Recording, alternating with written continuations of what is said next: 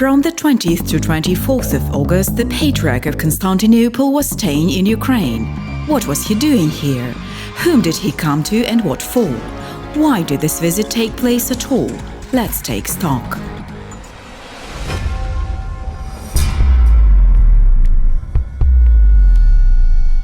In 2001, Pope John Paul II visited Ukraine. He was invited by Catholic hierarchs and the Ukrainian authorities. This was legal since the Pope is not only a religious leader, but also a political one, being the head of state of the Vatican. It would seem the situation is similar with Patriarch Bartholomew. He was also invited by the religious structure, the OKU, and the Ukrainian authorities in the person of President Zelensky. But here is the problem. While Demenko can invite Bartholomew, Zelensky cannot.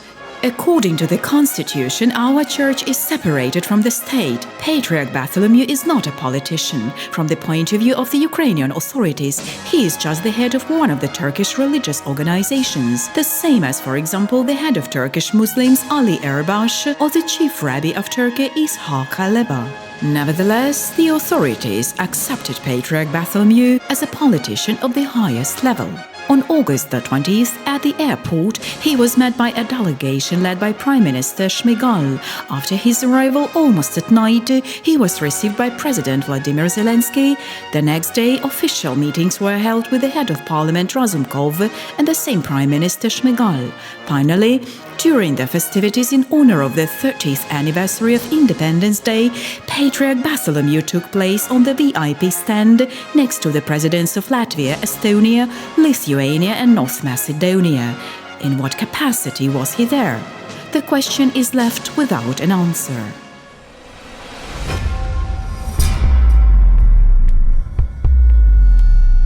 Nominally, Patriarch Bartholomew has no flock in Ukraine. Even the OKU assures that his title ecumenical is not a sign of power, but only a historical rudiment left after the times of the Byzantine Empire. Consequently, the Patriarchate of Constantinople has no supremacy over the OKU, and it is nobody for the Ukrainians. Actually, this was confirmed by the visit to Ukraine. Even among the supporters of the OKU, the arrival of Bartholomew did not arouse any interest. Let's delve into recent history for comparison. In 2009, 2010, 2011 and 2013, Patriarch Kirill of the Russian Church visited Ukraine. Let's see how the believing people greet him. A huge number of people attend services with the participation of the Patriarch of the Russian Orthodox Church, and most importantly, they come there on their own initiative. In the situation with the arrival of Patriarch Bartholomew, we can see a completely different picture. On August 21st, at the St. Michael's Cathedral of the OKU, doxology was held, a solemn service for the meeting of the Patriarch of Constantinople. It would seem that both the cathedral and the entire square in front of it should have been crowded with people eager to greet the Patriarch who granted the Thomas to the OKU. But in reality, everything was different. True, the cathedral was filled, only with the clergy of the OKU wearing identical Kamilov gowns. There were only a few dozen believers, which can be clearly seen in the broadcast footage. In the evening of the same day, Patriarch Bartholomew officiated the Vespers in St. Andrew's Church, which was made the finance Tauropegia by the Ukrainian authorities. The situation is identical. We can see the hierarchs of the OKU, journalists and VIP parishioners, Poroshenko, Yurash, the criminal authority Petrovsky. We don't see ordinary believers though. This was supposed to be corrected by the service in the territory of St. Sophia Cathedral, which took place on August the 22nd. The day before, messages came from all regions about the organization of buses for the service in the OKU. It helped to bring more than 1,000 people there who were mixed with the clergy of the OKU. As a result, the TV picture turned out to be satisfactory. But if we recall the recent statements of the OKU that 58% of all Ukrainians identify themselves with this structure, there should have been not hundreds and thousands, but millions. There were no millions, and even those enthusiastic came to greet not the Turkish guest, but a completely different person, Petro Poroshenko.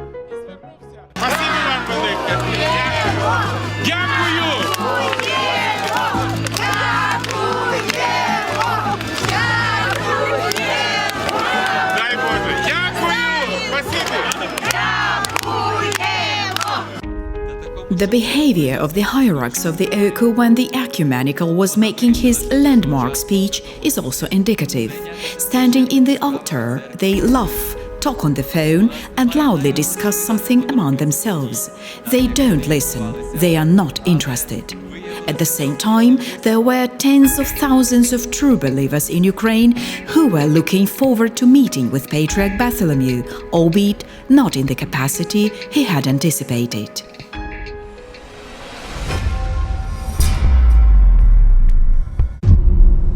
Even before the arrival of the head of Fenar, there was a wave of protest against his visit practically in all dioceses of the Ukrainian Orthodox Church. Parishioners wrote posters asking him to refrain from this visit. The reason is simple and obvious. The legalization of Ukrainian schismatics by Bartholomew led to huge problems for many communities. 144 temples seized by raiders of the Oku, hundreds of illegal re-registrations, which at any moment can lead to seizures, beaten parishioners and rectors, priests and families driven out of their homes. Enmity and hatred are all dire consequences of the Fenas intervention, which Patriarch Bartholomew calls a blessing for Ukrainians. These are not at all fantasies of fringe elements. There is a great deal of video materials and testimonies of the victims. Moreover, the communities in dozens of villages from which Bartholomew's chicks took away the temples were able to build new ones. For these people, the head of Fenar is not a shepherd of Christ, but a person who gave the go-ahead to an attempt to destroy their church. The church with millions of parishioners.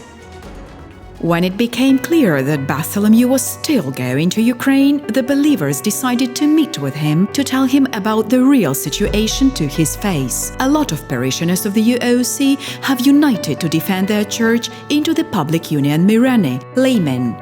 They sent a letter to Fenar head inviting him to a meeting on August the 21st in front of the Verkhovna Rada. When Patriarch Bartholomew flew to Ukraine, thousands of parishioners lined up along the highway from the airport to Kyiv. They were holding posters with an invitation to Bartholomew to a meeting and portraits of his beatitude Onufri, whom Fenar stripped of his title of Metropolitan of Kyiv in his fantasies. Huge banners were hung on the bridges with an invitation to a meeting. Thus, Bartholomew probably knew that he was expected. And so the day of the meeting came when over 10,000 Ukrainians gathered in front of the Verkhovna Rada. What did the man who constantly repeats about concern for the unity of Ukrainian Orthodoxy do for the well-being of the entire Ukrainian people? Maybe the head of Fenar, as a true shepherd, came out to the believers, listened to them, and promised to fix all the problems? No. He chose to turn a blind eye to them. Bartholomew's luxurious cortege drove into the Verkhovna Rada through the courtyard. Everything happened like in Hollywood action films, in a matter of moments. On approaching of the motorcade, the gates were opened and slammed right behind the last car. In the same way, secretly, after a meeting with the Speaker of the Parliament, Dmitry Razumkov, Patriarch Bartholomew left the building through the back door. He did not go out either to the believers during the next 2 days, when they held a prayer standing under the windows of his residence. In the end, the head of Fenar never found time for the believers of the multi-million Ukrainian Orthodox Church. Let's check what he was so busy with. He had a meeting with the President, Prime Minister, Speaker of the Verkhovna Rada. He also met with ex-President Yushchenko, ex-President Poroshenko, had a festive meal at the Greek embassy, met with the children of Crimean Tatars and the military, spoke at the Veteran Forum, attended a reception in Kyiv Mohila Academy, met with the Greek diaspora, planted trees on the Vladimir Hill, presented the title of Archon to the sponsor of the Oku, Beer King Andrei Matsola, and attended the president's reception on the occasion of Independence Day. As we can see, the schedule is very busy. How can one find time to meet with the believers of the largest confession in the country, the Ukrainian Orthodox Church, in which there are 12,500 parishes? These words are irony. If Patriarch Bartholomew was a pastor, not a politician, he would have come out to the believers on the way from the airport. but he prefers not to notice them, to pretend they do not exist. However, there was an occasion when he remembered about the canonical church. Bartholomew said he was ready to listen to the faithful of the UOC, but on his own terms. Запрошуємо у цей священний час та закликаємо від щирого серця братів у Христі, ієрархів у цій країні, їхній клір та вірян, які не спілкуються церковно з нами, переглянути свою позицію та сприяти мирному співіснуванню та взаєморозумінню тут людей та православних християн, ділячись з любов'ю, самобутністю задля примирення та встановлення терпимості, толерантності, яких усі ми потребуємо. Ми, як церква-матір, готові вислухати проблеми, розвіяти сумніви, зцілити занепокоєння, загоїти травми милістю Божою усіх наших дітей, завжди. Проте у межах освяченого церковного передання. What is the framework of a consecrated church tradition in the eyes of Fanar? It is not hard to guess. It means to bow to the layman Sergei Dumenko. Among other things, Patriarch Bartholomew attended a meeting of the All-Ukrainian Council of Churches and Religious Organizations, where he spoke in detail with Catholics and Uniates. He announced the aspiration of the Orthodox and Catholics to restore unity in communion and presented the head of the Uniates, Sviatoslav Shevchuk, with a panegyr with a commemorative inscription. Як для мене це був такий символічний дуже знак, бо матірня церква та якби з увагою ставиться до своєї доньки, а ми, як церква-донька, теж з повагою ставиться до своєї церкви матері. Ось апанагія – це є знак єпископської гідності. І отримати з рук патріарха панагію – це є теж ознака визнання єпископської гідності не тільки в мене особисто, але теж в служінні єпископату нашої церкви. What's the bottom line? Patriarch Bartholomew talked with the Ukrainian authorities, politicians, state officials, but studiously avoided those with whom he was obliged to meet. Those whom he constantly calls his flock and children, believers of the Ukrainian Orthodox Church. As a result, the division which Fanar aggravated with its Thomas remained and will only continue. While the guest from Turkey was attending receptions and having dinners, tens of thousands of UOC believers were praying at another cross procession, this time to the Pochayev Lavra. Take a look at this video, where 40,000 people, having covered 250 kilometers, enter the monastery. Take a look at the metropolitans of the UOC, Theodore of Kamyanets-Podilsky or Sergei of Ternopil, who walked wearing only a cassock with the other crosswalkers, and compare them with the pretentious politician Bartholomew and his Ukrainian retinue. And now tell us, which of them should be chosen by an ordinary believer who is seeking the way to Christ as a guide? I think the answer is obvious.